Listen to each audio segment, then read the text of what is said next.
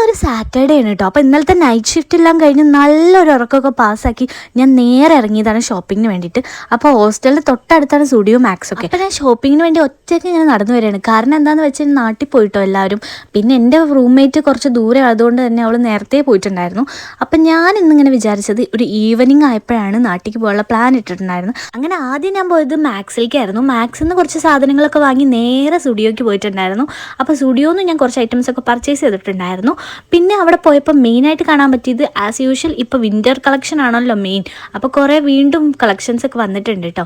പിന്നെ അത് കഴിഞ്ഞ് ഞാൻ വീട്ടിൽ പോകാൻ വേണ്ടിയിട്ട് കാക്കനാട് ബസ് കയറാൻ വേണ്ടി വെയിറ്റ് ചെയ്ത് നിൽക്കുകയാണ്. പിന്നെ ക്രിസ്മസ് ആയതുകൊണ്ട് അവിടെ എല്ലാം ഫുൾ ക്രിസ്മസ് വൈബായിരുന്നു കേട്ടോ.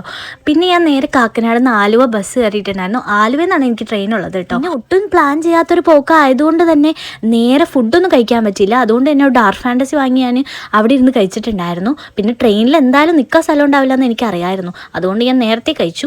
അത് കഴിഞ്ഞ് എൻ്റെ അനിയൻ എന്നെ കൊണ്ടുപോകാൻ വേണ്ടി വന്നിട്ടുണ്ടായിരുന്നു. അവിടെ നിന്ന് ഞങ്ങൾ നേരെ നൈറ്റ് ഫുഡ് കഴിക്കാൻ വേണ്ടിയിട്ട് പോയത് പാരാമൗണ്ടിലേക്കാണ്. കുറച്ച് ലേറ്റ് നൈറ്റ് ആയിരുന്നു. അതുകൊണ്ട് ഫുഡ് ഉണ്ടാവുമോ എന്നുള്ള പ്രതീക്ഷയിലായിരുന്നു പോയിട്ടുണ്ടായിരുന്നത്. പക്ഷേ ഞങ്ങൾക്ക് മീൻ കഴിക്കാനാണ് തോന്നിയിട്ടുണ്ടായിരുന്നത്. അതുകൊണ്ട് നേരെ മീൻ പൊള്ളിച്ചതാണ് പറഞ്ഞിട്ടുണ്ടായിരുന്നത്. അതിൻ്റെ കൂടെ എന്ത് കഴിക്കും എന്നുള്ളൊരു കൺഫ്യൂഷനിലായിരുന്നു ഞങ്ങൾ. ലാസ്റ്റ് ഞങ്ങൾ മീൻ പൊള്ളിച്ചതും ബട്ടർ നാനും പുതിയൊരു കോംബോ തന്നെ കണ്ടുപിടിച്ചു.